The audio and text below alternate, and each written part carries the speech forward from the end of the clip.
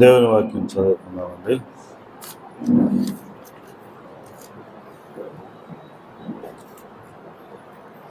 యోహాన్ రాసిన మొదటి పత్రిక, భక్తుడైన యోహాన్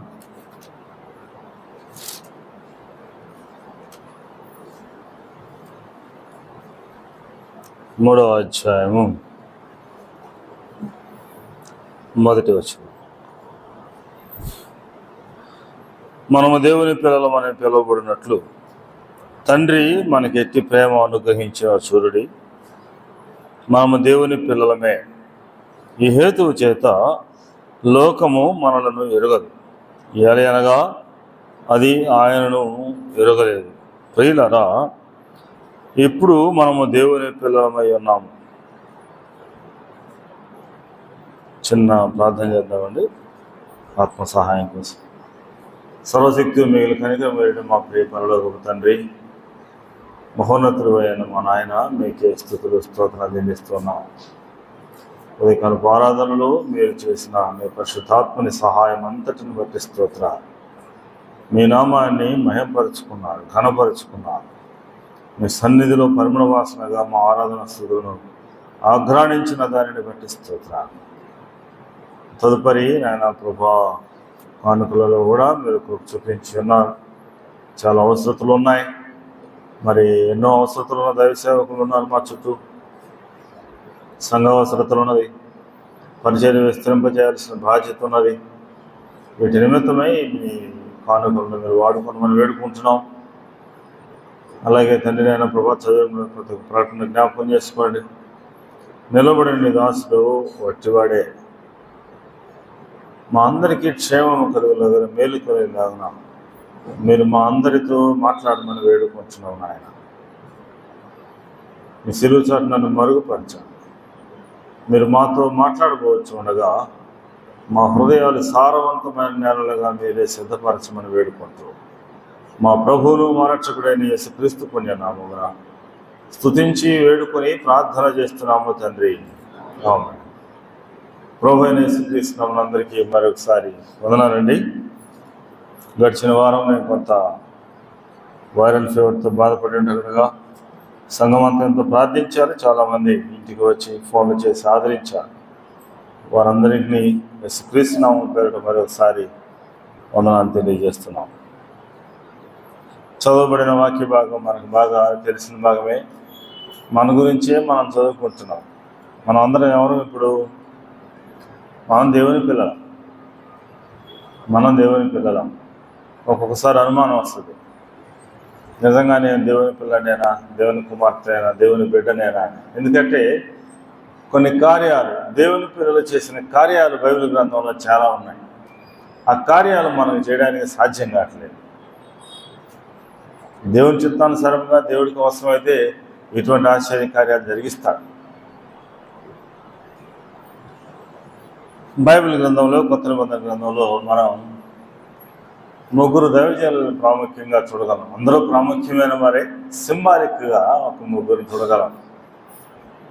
అపోస్తుడైన పౌలు గమలీయేలు పాదాల దగ్గర ధర్మశాస్త్రం నేర్చుకున్నవాడు కనుక అపోస్తుడైన పౌలుకి బైబిల్ పండితులు వేదజ్ఞాని అని పేరు పెట్టారు. తర్వాత మనం పేతురు గారిని చూస్తే, పేతురు రాసిన మొదటి పత్రిక కానీ, 2వ అధ్యాయం 2వ పత్రికలో కానీ ఆయన అనుభవ జ్ఞానం గురించి, అంటే యేసుక్రీస్తుతో కలిగిన అనుభవ జ్ఞానం గురించి, ఆయన అనుభవంలో ఆయన తెలుసుకున్న విషయాన్ని బట్టి విశ్వాసంలో స్థిరపడ్డాడు. మూడవదిగా యోహాన్ గురించి మీకు బాగా తెలుసు. ప్రకటన గ్రంథం రాసిన వారెవరు? యోహానే. అంటే పరమార్థ జ్ఞాని, పర సంబంధమైన జ్ఞానం కలిగిన వాడిగా చూసుకుంటున్నాం. మరొక సెగ్రిగేషన్ మనం చూస్తే, ఒక్కొక్క ప్రత్యేకత సింబాలిక్గా చూస్తే, అపోస్తుడైన పౌలు ఎక్కువగా విశ్వాసం గురించి మాట్లాడతాడు. హెబ్రీయులకు రాసిన 11వ అధ్యాయంలో కానీ, ఆయా చోట్ల నేను వేదజ్ఞానినే కానీ నా వేదాల వల్ల నేను రక్షణ పొందుకోలేను కానీ ప్రభువైన యేసుక్రీస్తునందు విశ్వాసం ఉంచడం ద్వారానే మనం రక్షణ పొందగలమని నొక్కి వక్కాడించిన పౌలుని మనం చూస్తున్నాం. పేతురు గురించి చూస్తే పేతురు ఆయన పత్రికలో మనం కనిపెట్టుచున్నాం నిరీక్షణ గురించి పేతురు ఎక్కువగా మాట్లాడినట్టుగా చూస్తున్నాం. అపోస్తలుడైన పౌలు అయితే విశ్వాసం గురించి, పేతురు అయితే నిరీక్షణ గురించి. ఇంకా ఏం మిగిలింది? విశ్వాసము, నిరీక్షణ, మూడిట్లో ఏమున్నది? ప్రేమ. థ్యాంక్ యూ బాబు. యోహాను భక్తులు ప్రేమ గురించి, దేవుడు ప్రేమస్వరూపి అయి ఉన్నాడు, దేవుడు ప్రేమ అయి ఉన్నాడు, ఆయన ప్రేమను గురించి యోహాను ఇట్లా మనం బైబిల్లోని కూలంకషంగా తెలిసిన వారు ఇచ్చిన స్టేట్మెంట్సే. ప్రియమైన సహోదరి సహోదరులు, ఉదయకాల సమయంలో ప్రత్యేకంగా ఇక్కడ చేరి ఉన్నవారు కానీ మొత్తం భూమి మీద ఉన్న those who spread over the earth, a little segregation, a big segregation. గొర్రెలు మేకలని మనం సెగ్రిగేట్ చేయగలం. గొర్రెలు మేకలు అంటే దేవుని పిల్లలు, రెండోది సాతాను సంబంధమైన వారు, సైతాను పిల్లలు. భూమి మీద ఉన్న మనుషులు మొత్తాన్ని రాక కొరకు మనం సిద్ధపరచబడి ఉన్నాం. రెండే డివిజన్స్. మధ్యలో ఎన్ని కులాలు, ఎన్ని మతాలు, డబ్బున్నవాడు, పేదవాడు, స్త్రీలు, పురుషులు, ఇవన్నీ కాదులే. కానీ ప్రాముఖ్యమైన సెగ్రిగేషన్ ఈ ఉదయకాల సమయంలో మనం ఆలోచన చేయబోతాం. అన్నది దేవుని పిల్లలు, దేవుని పిల్లలు కానివారు. ఎవరు దేవుని పిల్లలు? ఎవరైతే దేవుని ఆత్మ చేత నడిపించబడతారో వారు దేవుని పిల్లలు. దేవుని పిల్లలు కానివారు ఎవరు? మనకు బాగా తెలుసు. మనము కూడా ఇంతకుముందు దేవుని పిల్లలు కానివారమే. మనం ఎవరమి? యోహాను సువార్త 1వ అధ్యాయం, లేకపోతే యోహాను సువార్త 8వ అధ్యాయం 44వ వచనంలో చూస్తే అసలు మనం ఎవరో మన గుట్టంతా ఇక్కడ కనపడుద్ది. మనం ఇప్పుడు ఏదో భక్తులు ప్రార్థనకు వస్తాం అనుకుంటున్నాంలే. కానీ యోహాను సువార్త 8వ అధ్యాయం 44వ వచనంలో ప్రభువైన యేసుక్రీస్తు వారు అంటారు, మీరు మీ తండ్రి అపవాది సంబంధులు, మీ తండ్రి దురాశలు నెరవేర్చబోతున్నారు. మొదట మనం ఎవరు బట? మన తండ్రి ఎవరంట? వాడు అపవాది, సాతాను, వాని పిల్లలు. వాడికి సంబంధించిన క్రియలన్నీ, దుష్టత్వానికి సంబంధించిన క్రియలన్నీ వాడు నరహంతకుడు.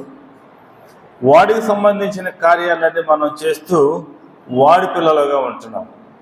వాడి పిల్లలుగానే ఉంటే అది ఎంత ప్రమాదమో మనం గ్రహించాం. వాడి పిల్లలుగా ఉంటే ఏం జరుగుద్ది? సాతాను పిల్లలుగా ఉంటే ఏం జరుగుద్ది? దేవుడు మన కొరకు కాదులే కానీ సాతాను కొరకు ఒక అడుగులేని గొయ్యి ఒకటి ఏర్పాటు చేశారు. దాన్ని మనం నిత్య నరకాగ్ని గుండము.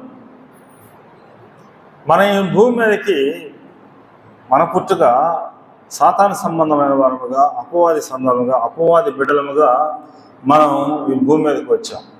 వాడు దైవోగ్రతకు పాత్రుడైన వాడు, మనము కూడా స్వభావ సిద్ధముగా దైవోగ్రతకు పాత్రులమే. అటువంటి అగ్నిగుండానికి మనం పాత్రులమే. ఉదయకాల సమయంలో ఇక్కడ చేరి ఉన్న వారిలో ఇంకా సాతాను బిడ్డలుగా ఎవరైనా ఉన్నారా? ఉంటే జాగ్రత్త. ఈ లోకంలో మనం ఎప్పుడు కన్నుమూస్తామో తెలియదు. దేవుడు మనల్ని ఎప్పుడు పిలుస్తాడో తెలియదు. దానికి వయసుతో సంబంధం లేదు, వివాహంతో సంబంధం లేదు, మరణానికి చిన్న పెద్ద అనే సంబంధం లేదు, స్త్రీ పురుషుడనే సంబంధం లేదు. అయ్యో వీడు చెల్లించాల్సిన బాధ్యతలు ఇంకా చాలా ఉన్నాయి. బిడ్డలు చిన్న బిడ్డలే ఉన్నారే, అరే ఈమెకి ఇంకా పిల్లలు చిన్న పిల్లలే, కుటుంబం అంతా ఈమె మీద ఆధారపడుతుంది, లేకపోతే పిల్లలు ఏమైపోతారు, పసిబిడ్డలు ఉన్నారే, పాలు తాగాల్సిన బిడ్డలు ఉన్నారే. ఇవన్నీ మరణం ఆలోచిస్తుందా? నువ్వైనా సరే, నేనైనా సరే, ఎవరైనా సరే ఖచ్చితంగా ఈ లోకాన్ని మనం విడవలసిన వారమే. ఏ పుట్టుకైతే పుట్టావో అదే పుట్టుకతో అదే అపవాది సంబంధులుగా కనుక మనం ఈ లోకాన్ని విడవలసి వస్తే మన కొరకు సాతాను కొరకు ఏర్పాటు చేసిన అగ్నిగుండానికి సాతానుతో పాటు వాడి సంబంధులందరినీ దేవుడు, అది నిత్య నరక అగ్నిగుండము, అది అడుగులేని గొయ్యి అంటారు. అసలు అదేందో ఆ పోలిక ఏంటో, ఆ గొయ్యికి అడిగే లేదంట. ఎంతమంది పెట్టినా ఇంకా రండి ఇంకా రండి అంటూ ఉంటుంది. అక్కడ నిత్యము అగ్నిగంధకాలు కురుస్తాయి. ప్రాముఖ్యంగా నేను రక్షించబడినప్పుడు నన్ను బాగా భయపెట్టిన మాట ఏంటంటే, అది నిరీక్షణ లేని స్థలం. ఈ లోకంలో నాకు జ్వరం వచ్చింది, దారుణమైన నీరసం ఉంది, ఒక్కడిని ఇంట్లో పడన్నా 4 రోజులకి వైరల్ ఫీవర్ కదా, ఒక 3 రోజుల తర్వాత తగ్గిద్దిలే అని నిరీక్షణ ఉన్నది. అవునా లేదు? ఒక వారం తర్వాత తగ్గిద్దిలే, లేకపోతే ఊరెళ్ళినా నా భార్య వస్తుందిలే, లేకపోతే ఈ బాధ ఈ కొద్ది రోజులే ట్యాబ్లెట్స్ వాడుతున్నా మళ్ళీ తగ్గిపోయేది, అది నిరీక్షణ. ఇక అక్కడికి వెళితే నిరీక్షణ అనేది లేదు, ఇంకేమీ లేదు. ఇంకంతే యుగయుగాలు, కోటాను సంవత్సరాలు అగ్నిగంధకంతో మండే గుండంలో మనం మలమలా మాడిపోవాల్సిందే. అక్కడ అగ్ని ఆరదు, పురుగు చావు. ఈ భయం కలిగిన మనం, అయ్యో సాతాను సంబంధం, సాతాను బిడ్డలుగా ఉన్నాం, ఇట్లానే వాడి బిడ్డగానే ఈ లోకాన్ని విడవలసి వస్తే మన పరిస్థితి ఆ నిరీక్షణ లేని స్థలం, అడుగు లేని గొయ్యి అని మనం ప్రభువే తిరిగినట్టుగా చూస్తున్నాం. అదే దేవుని పిల్లలైతే ఇబ్బందిలో ప్రారంభంగానే మనం దేవుడిని అంగీకరించి మన యేసుక్రీస్తు ప్రభువునందు విశ్వాసం ఉంచడం ద్వారా మనం ఆయన పిల్లలమైతే మన కొరకు ఏర్పాటు చేయబడిన శ్రేష్టమైన దేశం, అది నిత్యానందం ఉండే, వారి తలల మీద నిత్యానందముడు అని అంటున్నాడు. వారి తలల మీద నిత్యానందముడు. అక్కడ ప్రతి బాష్ప బిందువు తుడిచివేయబడే స్థలం. అక్కడ మన ప్రభు అయిన యేసుక్రీస్తు వారు మనం ప్రేమించే వారితో మనం ఎక్కువ సమయం ఉండాలనుకుంటాం. ఆయన మనల్ని ఎంత ప్రేమించాడు? ఈ లోకంలో ఆయన ప్రేమకు కొలతే లేదు. ఈ లోకంలో మన ఆలోచన, మన జ్ఞానానికి కూడా అది ఎంత ప్రేమ అనేది మనకు తెలియదు. అంత ప్రేమమయుడైన దేవుని సన్నిధిలో మనం చేరి ఆయన ముఖకాంతితో నిత్యము సంతోషించే స్థలంలోనికి వెళ్తాం. ఉదయకాల సమయంలో ఆలోచన నీకే వదిలిపెడుతున్నాం, నిర్ణయం నీకే వదిలిపెడుతున్నాం. దేవుని కుమారుడు అవుతావా, లేకపోతే నువ్వేం చేయకుండా అట్లానే ఉండి సాతాను పెట్టగానే ఉండి అగ్నిగుండానికి వెళ్తావా? నిర్ణయం నీదే. దాన్ని ఎవరేం చేసే ఎవరు కూడా ప్రత్యేకంగా ఒకళ్ళని దేవుని పిల్లలుగా మనం పోస్ట్ చేయలేం. మనం అంటే వారిని బలవంతన దేవుని కుమారులుగా చేయలేం. నీ మనసులో నీకు ఆలోచన కలిగింది, అయ్యో నేను పొందపోయే అగ్నిగుండం ఇటువంటిది, ఎవరిని అనుకున్నాను నేను? సాతాను అనుకున్నా. వాడు ఎటువంటి వాడు? బహుఘోరమైన వాడు, బహు దుర్మార్గమైన వాడు, కఠినంగా మనల్ని తీసుకెళ్ళి అగ్నిగుండానికి అప్పగించేవాడు. వాడిని నమ్ముకుందామా? ప్రేమతో మన కొరకు ప్రాణం పెట్టిన యేసయ్యని నమ్ముకుందామా? యేసయ్యని నమ్ముకుని ఆయన బిడ్డ ఆ నిత్య సత్యరాజ్యంలోనికి వెళదామా అనే ఆలోచన మనం చేయగలగాలి. చేస్తే దేవుడు ఖచ్చితంగా మనకు సహాయం చేస్తాడు. ఇప్పుడు ఇక్కడున్న వారిలో దేవుని పిల్లలు ఎవరు, సాతాను సంబంధమైన పిల్లలు ఎవరు అంటే అందరం మనం దేవుని పిల్లలమని చేతులెత్తుతాం. అవునా కదా? మనందరికీ మనం క్రైస్తవులంగా పుట్టాం కాబట్టి యేసుక్రీస్తు మాత్రమే దేవుడని అంటున్నాం కాబట్టి మనం అంతా దేవుని పిల్లలమే. అన్నంత మాత్రాన మనం నిజముగా దేవుని పిల్లలమేనా? నిజముగా దేవుని పిల్లలమైతే మనలో ఏ లక్షణాలు ఉండాలి? ఒకవేళ మన దేవుని లక్షణాలు మనలో కొంచెం ప్రస్ఫుటంగా పూర్తిగా కనపడకపోయినా, మన దేవుని లక్షణాలు కొద్దిగా కనపడితే కదా మనం దేవుని పిల్లలని చెప్పుకోగలిగేది, దేవుని పిల్లలుగా ట్రీట్ చేయగలిగేది.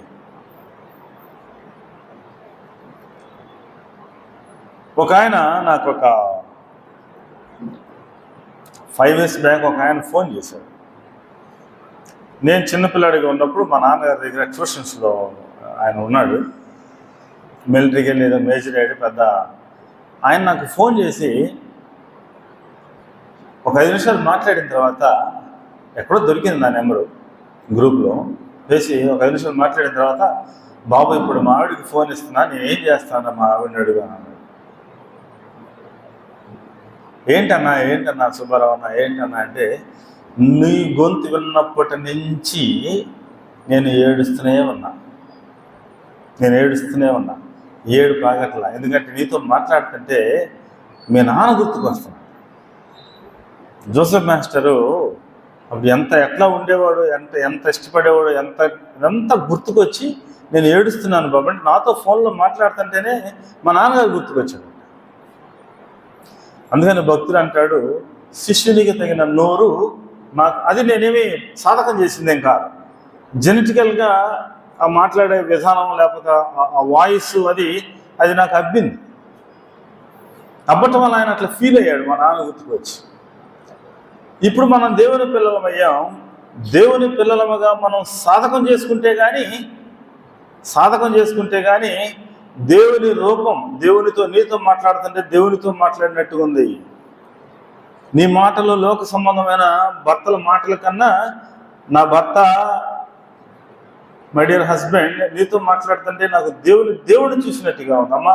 నీతో మాట్లాడుతుంటే నాకు దేవుని యేసయ్యను చూసినట్టు ఉందమ్మా. నువ్వు దేవుడు నమ్ముకున్నావు కాబట్టి నిన్ను బట్టి నేను కూడా దేవుడిని నమ్ముకుంటా. నీతో మాట్లాడుతుంటే నాకు మనం చేసే ఆఫీసుల్లో our attitude, our way of talking, our way of thinking, మన నడవడి సమస్తము కూడా మన దేవుడిని ఎప్పుడైతే చూపిస్తాయో అప్పుడు మనం దేవుని పిల్లలుగా సాక్ష్యం పొందగలం. చర్చిలో ఒక రకంగా, ప్రార్థనకు వచ్చినప్పుడు ఒక రకంగా, విశ్వాసులు అయిన మనం చాలా జాగ్రత్తగా ఉండాలి. ఎందుకంటే వేషధారణ వల్ల మొట్టమొదటిగా నష్టపోయేది మన కుటుంబమే. మన పిల్లలు అతి సమీపంగా మనల్ని గమనిస్తూ ఉంటారు. మనకు తెలుసో తెలియకో మనం మాట్లాడినట్టుగా మాట్లాడటం, మనం నడిచినట్టుగా నడవటం, తెలియకుండానే ఆహార్యం లేకపోతే ఆ యాటిట్యూడ్ వాళ్ళకి వచ్చేసేస్తుంది. విశ్వాసమైన మనం గుర్తుపెట్టుకోవాల్సింది ఏంటంటే, మందిరంలో దేవుడి సేవకుల ముందు, పెద్దల ముందు, మిగతా సహోదరులతో ఒక రకంగా మాట్లాడి, ఒక రకమైన ముఖం పెట్టుకొని, ఇంటికి వెళ్ళిన తర్వాత లోక సంబంధమైన ఆలోచన, లోక సంబంధమైన మాటలు, లోక సంబంధమైన రాగద్వేషాలు ఇటువంటివన్నీ మన ఇంటి దగ్గర చూపిస్తే మొట్టమొదట ఎఫెక్ట్ అయ్యేది మన పిల్లలు. వాళ్ళు కన్ఫ్యూజ్ అయిపోతారు. ఇదేంటి మా నాన్న వాక్యం చెప్తే ఎట్లున్నాడే, సంఘంలో ఎట్లా నవ్వుతూ ఉన్నాడు, ఇంటి రంగాలు ఏంటి ఎట్లా చిరుపుట్లాడుతున్నాడు. వాడు ఆ కన్ఫ్యూజన్లో పిల్లలు సహజంగానే దేవునికి దూరం అయిపోతారు. చాలామంది కుటుంబాల్లో, క్రైస్తవ కుటుంబాల్లో ఈరోజు గుంటూరులో మనం ఎక్కువగా చూస్తున్నాం, ఎక్కువగా క్రైస్తవులు ఉన్నారు. ఎందుకయ్యా పాడైపోతున్నారంటే వాడు పాడైపోవడానికి కారణం మనమే. ఎందుకంటే మన వేషధారణ, మనం మందిరంలో ఒక రకంగా ఉంటాం, ఇంటికి వెళ్ళిన తర్వాత ఒక రకంగా ఉంటాం. మందిరంలో మాట్లాడి ఒకరికి చెప్పేటప్పుడు మనం ఒక రకంగా మాట్లాడతాం. మన ఇంటి దగ్గరికి ఇప్పుడు జేమ్స్ బ్రదర్ చెప్తా ఉన్నాడు, వివాహాలు చేసేటప్పుడు జాగ్రత్త, మీ ఆచారాలు జాగ్రత్త, ఆచారాల విషయంలో దేవుడిని మహిమపరచాలి మనం అని ప్రతిసారి హెచ్చరిక చేస్తూ ఉన్నాడు. నిజమే, మనం కూడా మన ఇంట్లో పర్ఫెక్ట్గా చేయాలనుకుంటాం. పెళ్లి సంబంధాలు రావట్లేదు.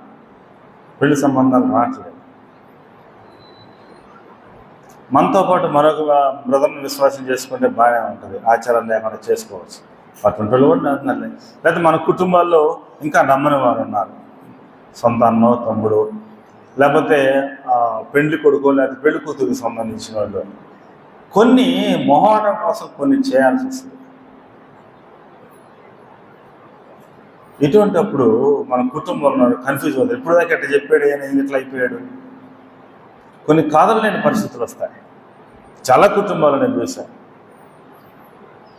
డబ్బు అవసరం, కట్నం తీసుకోకూడదు విశ్వాసులు. డబ్బులు అవసరం, కట్నం అనే పేరు పెట్టకుండా దాని ఇంకొక పేరు పెడతారు. ఏంటి ఆ పేరు? పెళ్లి ఖర్చులు అనే పేరు పెడతారు.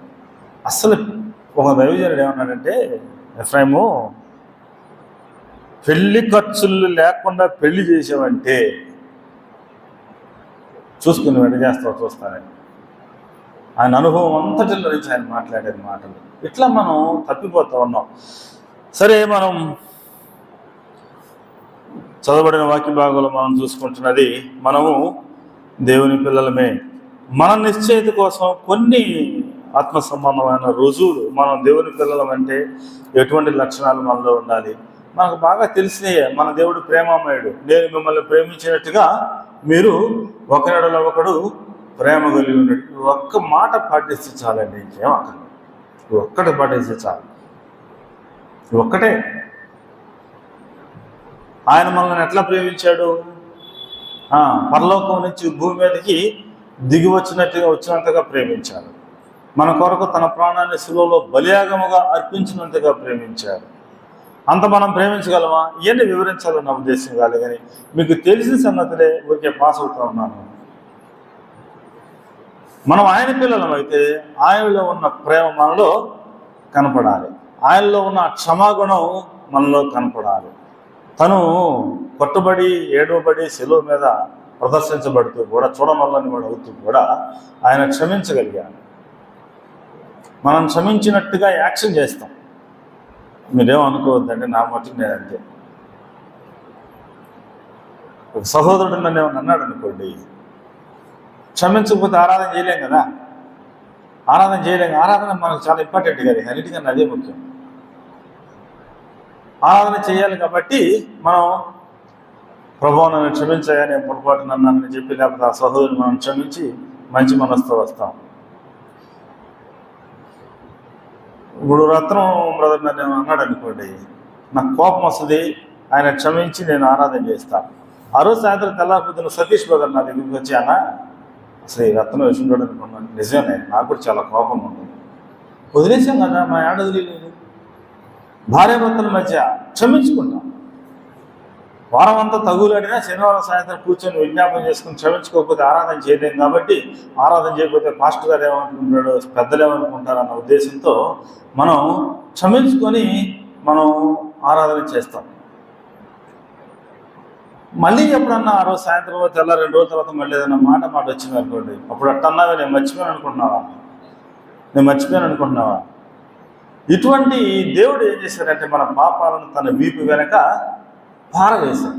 ఎన్నటికీ గుర్తు చేసుకోకుండా పారవేశాడు. అటువంటి క్షమాపణ కలిగి ఉండాలి. ఆయన కనికరం కలిగిన దేవుడు. కనికరించేవారు ధన్యులు. అటువంటి కనికరాన్ని మీరు కూడా పొందుకుంటారు. కనికరించేవారు ధన్యులు. మీరు కూడా కనికరించబడదు అంటారు. అంటే యేసుక్రీస్తు లక్షణాలు మనకు బాగా కంఠోపాతమైన లక్షణాలు. ఎందుకంటే మనం ప్రధాన అసెంబ్లీస్లో బాగా వాక్యాన్ని మదించి ధ్యానం చేస్తాం కనుక యేసుక్రీస్తు లక్షణాలు మనకు బాగా తెలుసు. ఒక్కొక్కటి చూసుకుంటూ వస్తే మనకు మనం పాయింట్ వేసుకోవచ్చు. నిజంగా మనం ఎన్నిటిలో మనం ఫెయిల్ అయ్యాము, ఎన్నిటిలో మనం పాస్ అయ్యాము. 2 లేక 3, 4 సంగతులు మనం ధ్యానం చేసుకుందాం. మొదటిగా రోమిలికి రాసిన పత్రిక 8వ అధ్యాయం 16వ వచనం. దేవుని పిల్లలం అనే దానికి కొన్ని రుజువులు మనం కొన్ని లక్షణాలు ఆలోచన చేస్తున్నాం. 8వ అధ్యాయం 16వ వచనం. మనము దేవుని పిల్లలమనే ఆత్మ తానే మన ఆత్మతో కూడా సాక్ష్యం ఇచ్చుచున్నాడు. దేవుడు పరిశుద్ధాత్ముడిని మనం ఎప్పుడైతే ఆయన పాదాల దగ్గరికి చేరామో, ఆయన క్షమాపణ అడిగామో, ఆయన కుమారుని విశ్వాసం ఉంచామో, పరిశుద్ధాత్ముని సంచకరువుగా దేవుడు మనకు అనుగ్రహిస్తాడు. ఈ పరిశుద్ధాత్ముడు మనలో ఉండి ఏం చేస్తాడంటే పాపం విషయమే, సత్యం విషయమే మనల్ని ఒప్పిస్తూ ఉంటాడు. అటువంటి గద్దింపు మనం లోకంలో ఉన్నాం కాబట్టి మనం చేసే ఉద్యోగాల్లో కానీ, మన ఇంటిలో కానీ, ఎక్కడైనా కానీ ఒకవేళ దేవునికి అయిష్టమైన పని మనం చేస్తూ ఉండగా ఆ గద్దింపు మనలో కనుక కలిగితే మనం దేవుని పిల్లలమే. అసలు ఆ గద్దింపు కూడా లేకుండా మాటిచ్చామే, డబ్బులు తీసుకున్నామే, ఇస్తామన్నామే, ఇవ్వలేకపోతున్నామే అనే గద్దింపు నీలో ఉంటే నువ్వు దేవుని కుమారుడివి, దేవుని కుమార్తెవి. లేకపోతే పలానా మాటిచ్చామే, లేదా పలానా పని చేసామే, లేకపోతే ఇది విశ్వాస సంబంధమైన పనేనా, లేకపోతే టీవీలో సీరియల్ చూస్తున్నాం, ఇది విశ్వాస సంబంధమైన పనేనా, విశ్వాసం చేసే పనేనా, లేకపోతే సినిమా ముచ్చట్లు మాట్లాడుతున్నాం, ఇది విశ్వాస సంబంధమైన పనేనా, లేకపోతే ముస్లిం ముచ్చట్లు మాట్లాడుతున్న ఆ గద్దింపు మాట్లాడకుండా ఉండరని, మాట తప్పరని నేను అంటలేదు. కనీసం మనం దేవుని పిల్లలైతే, దేవుని పరిశుద్ధాత్మలు మనలో ఉంటే ఆ గద్దింపు ఆత్మ తానే మనలో సాక్ష్యం ఇస్తూ ఉన్నాడు, ఏదైనా దేవుని పిల్లాడని. ఆ గద్దింపు ఏదైనా పొరపాటు పరిస్థితుల్లోనికి మనం వెళ్ళినప్పుడు, ఏదైనా పొరపాటు పరిస్థితుల్లోనికి మనం పడబోతా ఉన్నప్పుడు ఆ గద్దింపు మన హృదయంలో ఉంటే మనం దేవుని పిల్లలు. అంతకన్నా దీని గురించి పెద్ద ఆలోచన చేయాలనుకోవట్లేదు. ఎందుకంటే ఎఫ్సీలు రాసిన పత్రిక 1వ అధ్యాయం 13వ వచనం 14వ వచనంలో కూడా మనం ఎవరి చేత ముద్రింపబడి ఉన్నాం? మనం పరిశుద్ధాత్మని ద్వారా మన ఆత్మ చేత ముద్రించబడి ఉన్నాం. అపోస్తులైన పౌలు కూడా ఉంటాడు, ఇక నుంచి నేను ఎవరు శ్రమ పెట్టవద్దు, ఆయన ముద్రలు నా మీద ఉన్నాయి. ఆయన స్టాంప్ వేశాడు ఈయన దేవుని పిల్లలని. తన ఆత్మ చేత మన మీద ఆయన స్టాంప్ వేశాడు, ఈయన నా కుమారుడు, నా కుమార్తె అని. ఈ స్టాంప్ వేసుకొని నీ ఇష్టం వచ్చినట్లు పనులు చేస్తే ఆ పరిశుద్ధాత్ముడే మనకి సాక్షిగా ఉంటాడు, మనలో ఉండి దుఃఖపడతా ఉంటాడు, మన గురించి చెప్పన సఖ్యం కానీ మూలుగులతో ఆయన మొరపెడతా ఉంటాడు. ప్రియమైన సహోదరులారా, ఆయన అనుగ్రహించిన ఆత్మే మనకి సాక్ష్యంగా ఉంటున్నదా లేదా, లేకపోతే ఆ గద్దింపు ఉన్నదా లేదా, నాకు నేనుగా లోక సంబంధమైన కార్యక్రమాల్లో పాల్గొంటే ఏమో, కానీ దేవుడు నా మీద ముద్రేశాడు, నేను దేవుని కుమారుడు, దేవుని బిడ్డని నేను చెప్పుకుంటా ఉన్నా. ఈ స్టాంప్ దాన్ని నేను వెళితే నాకు అవమానం, నాతో పాటు నా తండ్రికి కూడా అవమానం, నా తండ్రికి కూడా అవమానం. ఆలోచన చేద్దాం. ఆత్మ సంబంధమైన గతి రెండోదిగా చూస్తున్నాం. యోహాను రాసిన మొదటి పత్రిక 3వ అధ్యాయం 3వ వచనంలో మరొక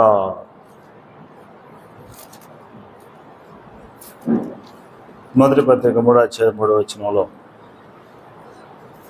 ఆయన యందు నిరీక్షణ పెట్టుకొనిన ప్రతివాడును ఆయన పవిత్రుడైనట్టుగా తన్ను పవిత్రునిగా చేసుకొనును. రెండవ లక్షణంగా మనం పవిత్రులముగా పరిశుద్ధులముగా జీవించకూడదు. దేని చేత? మన చూపుల ద్వారా, సెల్ ఫోన్లో చూసే మన చూపుల ద్వారా, లేకపోతే ఇంకా దేని ద్వారా కూడా మనం అపవిత్రం చేసుకో. పవిత్రంగా ఉండడానికి ప్రయత్నం చేస్తాం. ప్రయత్నమే మనం చేసేది. సహాయం చేసేవాడు దేవుడే.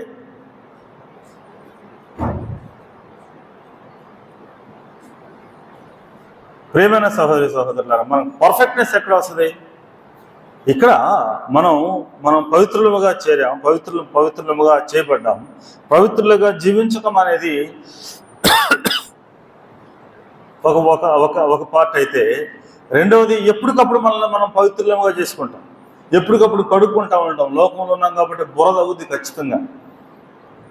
అది ఎటువంటి బురద అంటే అది పాను బురద కాదు, మనం కడగబడిన వారమే. పేతురు ఏమంటాడు? నా శరీరం అంతా పైనుంచి కింద కడుగాయి అంటే ఏమంటాడు?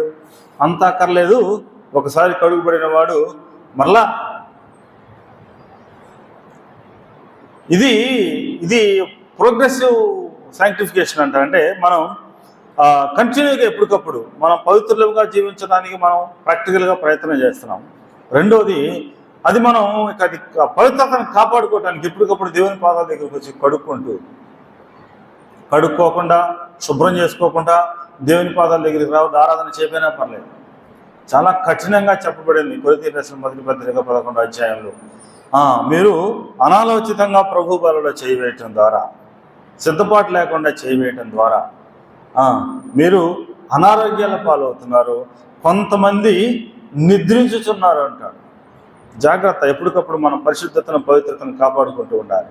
ఆయన పాదాల దగ్గరికి చేరి ఆయనే మనల్ని కడగలిగిన వాడు, ఆయనే మనల్ని క్షమించగలిగిన వాడు. ప్రభువా, పలానా విషయంలో నేను తప్పుగా ఆలోచించా, పలానా విషయంలో నేను తప్పుగా మాట్లాడే, కోపం లేదో మాట్లాడే నా భార్యను, నా భర్తను, ఇంటి పక్కన వాళ్ళు, లేకపోతే తప్పుగా ఆలోచన చేశా, నన్ను క్షమించేయండి. క్షమించడానికి సిద్ధ మనసు కలిగిన దేవుడు మన దేవుడు.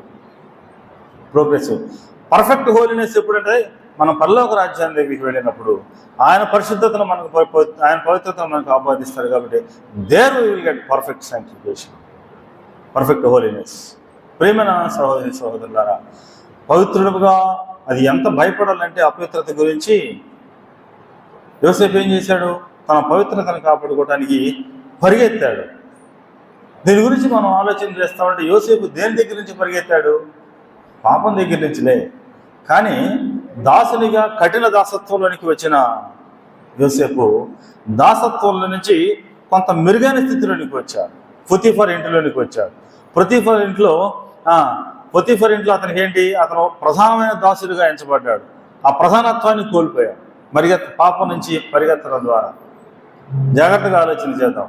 రెండోది ఏం కోల్పోయాడంటే, ఆ ఇంటిలో అన్నిటికన్నా పొతీఫర్ తర్వాత అధికారి ఎవరు? యోసేపే. ఆ అధికారాన్ని కోల్పోయాడు, ప్రధానత్వాన్ని కోల్పోయాడు, అధికారాన్ని కోల్పోయాడు. తను ఫుడ్కి బెడ్కి ఇబ్బంది లేకుండా మంచి కంఫర్టబుల్ కండిషన్లో ఉన్నాడు అక్కడ పొతీఫర్ ఇంటిలో. దాన్ని కూడా వదులుకున్నాడు. రెండోది, ఆమెకు ఎదురు తిరిగితే ఆమె మాట కాదంటే ఏం జరిగిద్దో ఆయనకు తెలుసు కనుక జైలుకి వెళ్ళడానికైనా సిద్ధపడ్డాడు, కానీ తనను తాను అపవిత్రం చేసుకోవడానికి సిద్ధపడలేదు. ఈ విషయాన్ని ఎందుకంత నొక్కి చెప్తున్నానంటే, మనం లోకస్తులతో కలిసి పనిచేస్తూ ఉన్నప్పుడు, మనం ఉద్యోగాలు చేసినప్పుడు, ఇరుగు పొరుగు వారి దగ్గర పోయినప్పుడు, మనం మొహమాటానికి వారి ఇచ్చిన పదార్థాలు తింటాము, మొహమాటానికి వారితో యవనస్తులైతే వారితో లోక సంబంధమైన మాటలు ఈ మాట్లాడకపోతే ఏమనుకుంటారు? నన్ను మరి ఒప్పసుద్దు అనుకుంటారేమో, దేనికి పనికిరానోడు అనుకుంటారేమో. మొహమాటానికి నువ్వు కోల్పోతుంది ఏమి లేదు. అన్ని కోల్పోతున్నా కానీ అన్ని తెలిసి కూడా యోసేపు పాపానికి దూరంగా, ఇంత దుష్కార్యానికి దూరంగా పారిపోతే ఫలితంగా యోసేపుకి ఏం కలిగింది? ఒక ఇంటి మీద అధికారత్వం నుంచి ఇప్పుడే యోసేపు ఏమయ్యాడు? చివరికి ఒక దేశం మొత్తానికి అధికారి అయ్యాడు. అసలు నేను ఇంకా దేశానికి మొత్తానికి కాదు, ప్రపంచం మొత్తానికి అధికారి అయ్యాడు. ప్రపంచంలో ఉన్న ధనం మొత్తం ఐగుప్తుకు చేయాలి. అందరూ ఆయనకు దాసులు. ఎవరికి ఆహారం కావాలన్నా, ప్రపంచంలో ఏ దేశం ఆహారం కావాలన్నా యోసేపు దగ్గర రావాల్సిందే, యోసేపు దగ్గర సాష్టాంగం ఉండాల్సిందే. అపవిత్రత నుంచి దూరంగా పారిపోయిన యోసేపు కలిగిన ఫలం చూస్తున్నాం. మనల్ని మనం పవిత్రులుగా కాపాడుకుందాం. అపవిత్రతలో ఆనందించొద్దు, అపవిత్రతలో ఆనందించొద్దు, అపవిత్రతలో ఆనందించొద్దు. నిజమేనా ఇది? అపవిత్రతలో మనం ఆనందిస్తే మనం దేవుని పిల్లలం కాదు. అది అపవిత్రమైన సీన్లు అని తెలుసు, అపవిత్రమైన రీల్స్ అని తెలుసు సెల్ ఫోన్లో, అది అపవిత్రమైన జోక్స్ అని మనకు తెలుసు. దాంతో లోకస్తులాగా మనం సంతోషిస్తే మనం దేవుని పిల్లలు కాదు. ఒకవేళ పొరపాటున ఏదైనా అపవిత్రతలో పడిపోయినా దాంట్లో నుంచి బయటకు వచ్చేంతవరకు, ఆ మురుగుగుంటలో నుంచి బయటకు వచ్చేంతవరకు కూడా గొర్రెపిల్ల ఖచ్చితంగా తన్నుకులాడుతూ ఉంటుంది. బురదగుంటలో నుంచి బయట రాగానే ఇమ్మీడియట్గా కడిగేసుకుంటుంది. అదే పంది అయితే అమ్మా ఎంత అదృష్టం అండి, నేను మురుగుగుంటలో పడ్డాను, ఎంత సంతోషంగా ఉంది, దాంట్లోనే తన్నుకుంటూ ఉంటుంది, దాంట్లో ఆనందిస్తూ ఉంటుంది, ఇబ్బూరులో తట్టుబడుతుంది, దాంట్లోంచి బయటకు రమ్మన్నారా. మనం హెస్కేల్ గంధం అంటాడు, గొర్రెల్ని మీరు నా గొర్రెలు అని సంబోధిస్తూ మీరు మనుష్యులు అంటారు. మళ్ళీ ఆయన గొర్రెపిల్లలుగా చేశారు, ఆయన మనల్ని పరిశుద్ధులుగా చేశారు, పవిత్రులుగా చేశాడు. ఒకవేళ ఏదైనా అపరిశుద్ధతలోనికి వెళ్ళినా మనం వెంటనే దాంట్లో ఆనందించదు. రోమిల్ రాసిన పత్రిక 8వ అధ్యాయం 19వ వచనం అనుకుంటాను, లేకపోతే గుర్తురాండి. నీతిమంతుడైన లోతు దుర్మార్గుల కామ వికార చూద్దాం, అది ఒకసారి చూడండి. 2వ పేతురు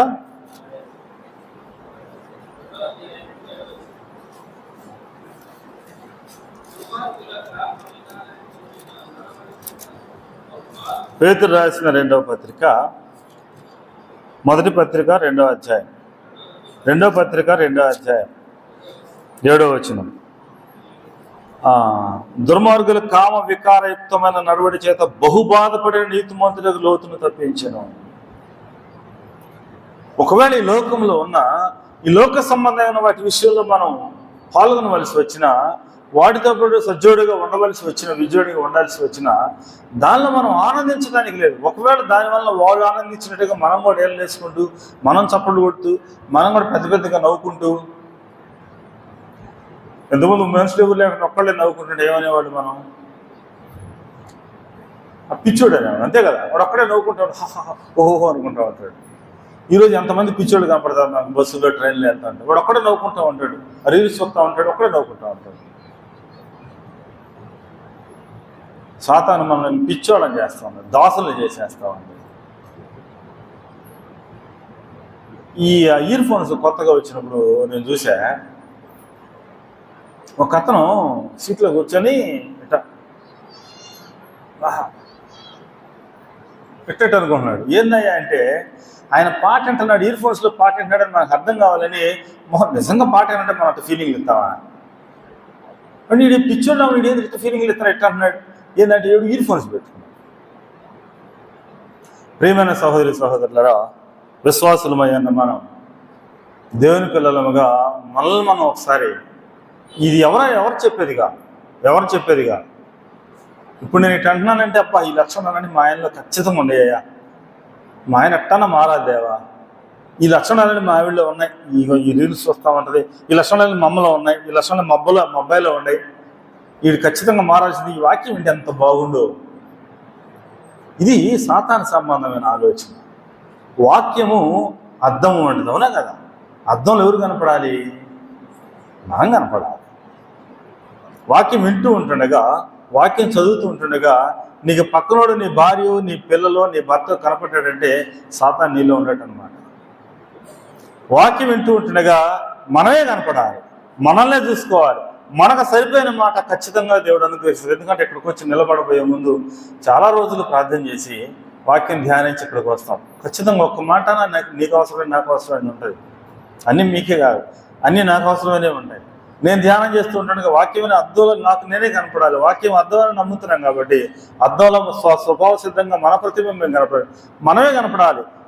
ఈ గద్దెంపు ఉన్నదా లేదా, లేకపోతే ఈ పవిత్రతల గురించి తపన ఉన్నదా లేదా, ఈ పరిశుద్ధత గురించి తపన మనకు ఉందా లేదా, నేను గొర్రెవలే ఉన్నానా, పందిలాగా ఉన్నానా, దేంట్లో నేను ఆనందిస్తున్నా.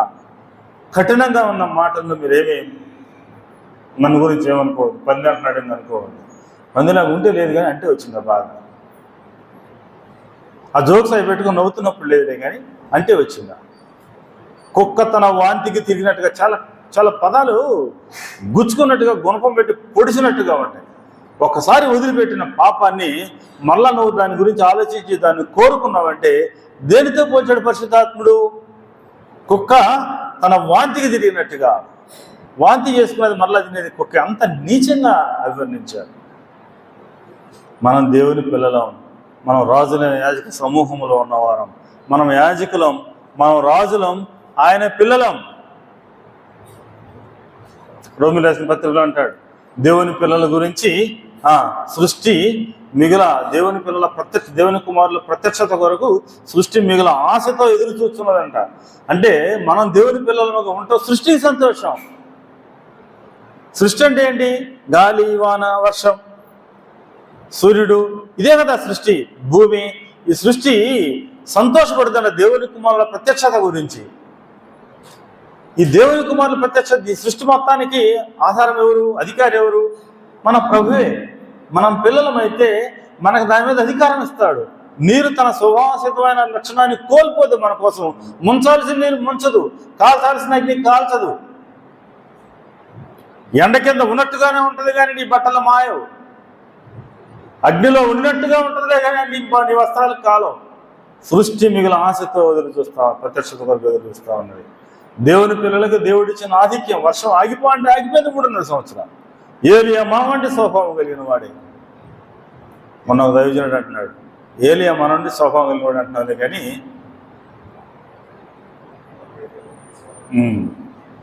ఆయన స్వభావానికి సరిపోయిన స్వభావం అంది కానీ కాదు. ఆయన దేవుని కుమారుడిగా మారాడు.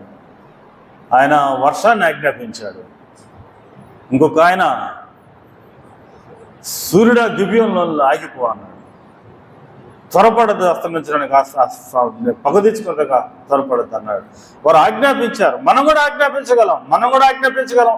దేవుడు ఆ శక్తి మనకు కూడా ఇస్తాడు. మనం దేవుని పిల్లలుగా ఉంటే ఈ రుజువులు మనలో ప్రత్యక్షంగా కనపడితే.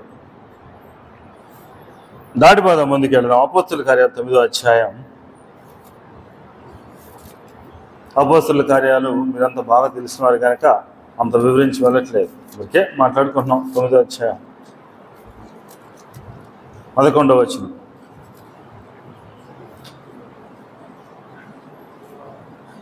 ఇక్కడ అపోస్తుడైన పౌలు గురించి మనం చూస్తూ ఉన్నాం.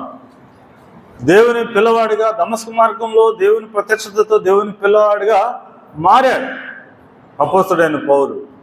మారిన తర్వాత అతని గురించి పేతురికి ఏం చెప్తా ఉన్నారు? అతను పలానా చోటకు వెళ్ళి అతను ప్రార్థన చేస్తూ ఉన్నాడు. దేవుని పిల్లల యొక్క 4వ లక్షణం మనం చూస్తున్నాం. మనం దేవుని పిల్లలు అనడానికి 4వ రుజువు ప్రార్థన ఎడల ఆసక్తి. దేవుని పిల్లలమైతే మనం దేవునితో గడపడానికి, ఎక్కువ సమయం గడపడానికి మనం ఇష్టపడతాం, ప్రార్థన చేస్తాం, విజ్ఞాపన కోడికలకు వస్తాం. ఆ ఇష్టము, ఆసక్తి. పౌలు ఏం చేశారంటే ప్రార్థన చేస్తూ ఉన్నాడు. నమ్ముకునే వెంటనే దేవుని కుమారుడు అయిన వెంటనే అపోస్తుడైన పౌలుకి వచ్చిన రక్షణ ఏంటంటే అతను పలానా చోట అననయ్య, అతను పలానా చోట అతను ప్రార్థన చేస్తున్నాడు. ప్రార్థనల ఆసక్తి, ప్రార్థన కుడిగేడల ఆసక్తి. ప్రార్థన చేస్తామంటే లెగబుద్ధి కాదు. అసలు పక్కన వినే వాళ్ళకి ఇంకెప్పుడు ముగిస్తారా అనిపిస్తుంది కానీ ముగించబుద్ధి కాదు. ఎందుకంటే మనం మాట్లాడుతుంది ఎవరితో? మన ప్రేమమయుడితో మాట్లాడుతున్నాం. మనల్ని అత్యధికంగా ప్రేమించిన మన ప్రభువుతో మాట్లాడుతున్నాం. ప్రార్థనల ఆసక్తి లేదా? ఒక 2 నిమిషాలు తూతు మంత్రంగా చేసి మానేసేస్తామా? ఒక 5 నిమిషాలు చేసి ఆపేసేస్తామా? లేకపోతే ఒక 15 నిమిషాలు చేసి ఆపేసేస్తామా? ఇది దేవుని పిల్లల లక్షణం కాదు. దేవుని పిల్లలమైతే ప్రార్థనలో మనం ఎక్కువ సమయం ఇష్టంగా గడుపుతాం. చాలామంది వాక్యాన్ని బాగా ధ్యానిస్తూ ఉంటారు, వాక్యం చదువుతూ ఉంటారు, కానీ అది కూడా మంచిది కాదట్లేదు. కానీ ఎక్కువగా ప్రార్థనల ఆసక్తి, దేవుని సన్నిధిలో గడపడానికి వాక్యం, పెద్ద పెద్ద దైవసేవకులు వాక్యం చెప్పేవాళ్ళంతా ఎక్కువగా ప్రార్థనలోనే గడిపేవాడు. ఎక్కువ మనం ధ్యానించినంత ఎక్కువగా వాళ్ళు ధ్యానించేవాళ్ళు కాదు. దేవుడు తన ఆత్మ ద్వారా వారికి అనుగ్రహించిన విషయాలనే బోధిస్తూ ఎక్కువగా ప్రార్థన. ప్రార్థనలు కనుక మనకు ఆసక్తి లేకపోతే, ప్రార్థన కూడికలలో ఆసక్తి కలగకపోతే, ఆసక్తి రావట్లేదు, రావాలని ఉంది విజ్ఞాపనకు, కానీ అంత ఇంట్రెస్ట్ లేదు. దానిని మించింది ఇంకోటి ఏదో ఉంది మనకి. మన ప్రభువు సన్నిధికి మించినది ఏదో ఒకటి మనసులో ఉన్నది. శరీరక బడలేక ఉన్నదో, లేకపోతే చుట్టాలు ఉన్నారో, లేకపోతే ఇంకోటి ఏదో ఉందలే, కానీ మన ప్రార్థన కూడికి రావట్లేదు. ఇవాళ 150 మంది కూర్చున్నాం మనం ఇక్కడ. ప్రార్థన కూడికి రమ్మంటే 20-25 మంది కానీ రావట్లేదు. నిజంగా అనుకూలత లేకుండా వస్తున్నారు అట్లేదా? ఈ ఉదయకాల సమయంలో నేను అనేది ఏంటంటే, నేను క్వశ్చన్ చేయాలన్న ఉద్దేశం కాదులే, కానీ మనల్ని మనం పరీక్ష చేసుకుందాం. నాకు ఎందుకు ఆసక్తి కలగట్లేదు? విజ్ఞాపనకి వెళ్ళడానికి ఎందుకు ఆసక్తి కలగట్లేదు? నేను చెప్పే కారణాలు ఉత్తిత్త ఆలోచన కారణాలు, ఏ పనికొచ్చే కారణాలు కాదు. ఒక ఆయన ఎక్కడో 6 కిలోమీటర్ల దూరం నుంచి బండి వేసుకొని వస్తా ఉన్నాడు, ఇంకొక ఆయన ఎక్కడో దూరం నుంచి వస్తా ఉన్నాడు. సో దూరం అనేది మనకు కారణమే కాదు, కానీ నీలో ఆసక్తి లేదు, నువ్వు దేవుని కుమారుడిగా లేవు, కానీ కోరికలు మాత్రం చాలా భయంకరంగా ఉంటున్నాయి. దేవుని దగ్గర నుంచి ఎంతో ఎక్స్పెక్ట్ చేస్తూ ఉన్నాం, కానీ ఆయన పిల్లలుగా మాత్రం ఉండడానికి మనం ప్రయత్నం చేయట్లేదు. ఆయన పిల్లలుగా ఆసక్తిని మనం, ఇప్పుడు జక్కయ్యకి దేవుడిని చూడాలని ఆసక్తి కలిగిందండి. ఆసక్తి కలిగితే జక్కయ్య ఏం చేశాడు? తను ట్యాక్స్ ఆఫీసర్, సమాజంలో ఆయనకు ఒక గుర్తింపు ఉంది, ఒక హోదా ఉంది. ఇవన్నీ వదిలిపెట్టుకొని అందరూ చూస్తుండగా పరిగెత్తా పోతామంటే దైవజనుడు అంటున్నాడు, జక్కయ్యకి ఏం పిచ్చి పెట్టి రోడ్ల పడి పరిగెత్తున్నాడు అన్నాడు. తన హోదా వదిలిపెట్టి రోడ్ల పడి పరిగెత్తాడు. యేసుక్రీస్తు కన్నా ముందుగా వెళ్ళాడు ఆ స్థలానికి. తను చెట్టు ఎక్కాడు. ఎంత ఆస్తిపరుడండి! నేను ఎవరి దగ్గర అన్యాయంగా తీసుకుంటే 4 రెట్లు ఇస్తా అన్నాడు. నా ఆస్తిలో సగం భాగం ఇస్తా ఉన్నాడు. ఆస్తిపరుడైన జక్కయ్య తన హోదాను అన్నింటినీ వదిలిపెట్టి, తన పరిస్థితులు అన్నింటినీ వదిలిపెట్టాడు. అన్నింటినీ దాటి చెట్టెక్కగా ఈయన నిజముగా అబ్రహాము కుమారుడే అన్నాడు. మన పరిస్థితులన్నీ దాటుకొని దేవుని సన్నిధికి రాగలిగితే, దేవుడు నిన్ను నన్ను ఎందుకు ఆశీర్వదించడు? దేవుడు ఏమన్నా పక్షపాత? ఏలియాను ఆశీర్వదించినట్టుగా ఎందుకు ఆశీర్వదించడు? ఎలీషా మాట అన్నట్టుగా మన మాట ఎందుకు అన్నాడు? యెహోషువ మాట అన్నట్టుగా మన మాట ఎందుకు అన్నాడు? పేతురు నడిచినట్టుగా మనం ఎందుకు నడవలేం? There is a fault in ourselves which we need to correct today itself. ఈరోజే మనం కరెక్షన్ చేసుకోవాలి, మనం చూసుకోవాలని పాదాల దగ్గర ఒప్పుకోవాలి. ప్రార్థనల ఆసక్తి. మరొక విషయాన్ని ఒకసారి చూసాను, ముగించుకున్నాను 5 నిమిషాల్లో. పేతురు రాసిన మొదటి పత్రిక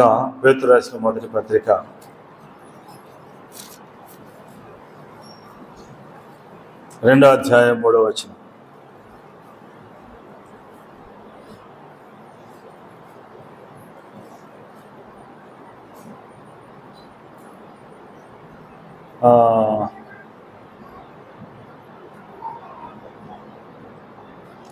వాక్యం అనే పాలను అపేక్షించడం అనేదండి.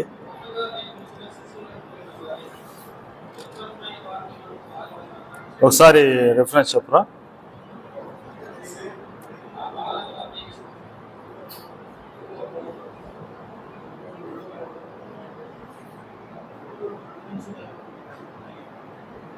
చదవండి దగ్గర.